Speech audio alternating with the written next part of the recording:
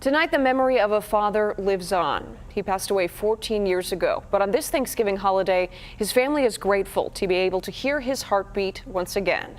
Here's News 8's Kevin Reese with this WFAA original. If you visit him at his home in Forney, 20 miles east of Dallas, Melvin Jones is happy to show you what he's done with his last 14 years. Right. It's totally unorganized, but we're getting there. The backyard shop he's built, the hours spent with his grandkids. My grandsons and I just got through building that upper deck. But it almost didn't happen. There was no rhyme to reason why I survived it. Even all the doctors said I should have been gone when I hit the ground. A massive heart attack at the age of 49 left him so thin and frail that a few years later he could barely walk his daughter down the aisle. Then the phone call, July of 2003. It still amazes me. A donor heart to transplant, a chance to live. But then those 14 years not knowing who'd given him that gift. Until the day the good Lord takes me home, there's always hope that I would meet him. And I never gave up on that chance. The answer was at a little white house on U.S. Highway 259 South in tiny Diana, Texas, 100 miles away. He was 37 years old. He was too young. His name was Fermin Rodriguez, an immigrant, a welder, a husband and father. A sudden brain aneurysm took his life. That was so hard. But for his widow, meeting the person his heart saved was too difficult to consider until his daughters got older and wanted to know. I'm sorry. Rosa is now 25. Life wasn't going to be the same anymore. Lirio is 19. She always crying and she always say, well, I didn't know my daddy. I guess because I wanted to see who had his heart, whose life he saved.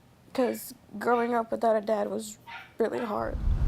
Look forward to this for a long, long time. So Saturday at Baylor University Medical Center, these 14 years later, the meeting finally happened. I'm Lirio. Lirio, nice to meet you, hon.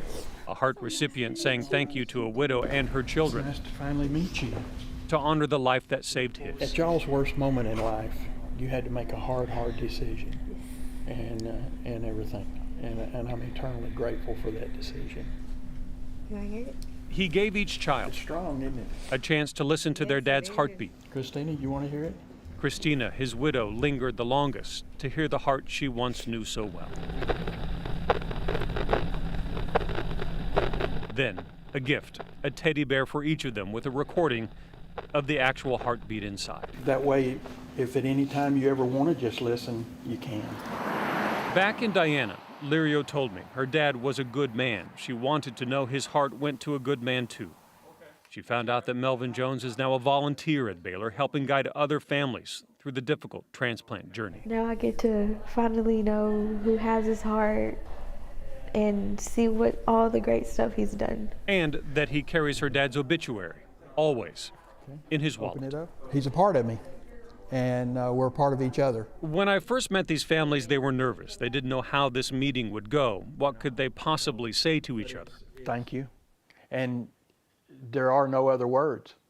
And even though thank you is far, far not enough. I don't think there's ever enough words to say to someone what you really mean. They found out that tears and Daddy's heartbeat spoke loudly enough for them all. At Baylor University Medical Center, Kevin Reese, Channel 8 News.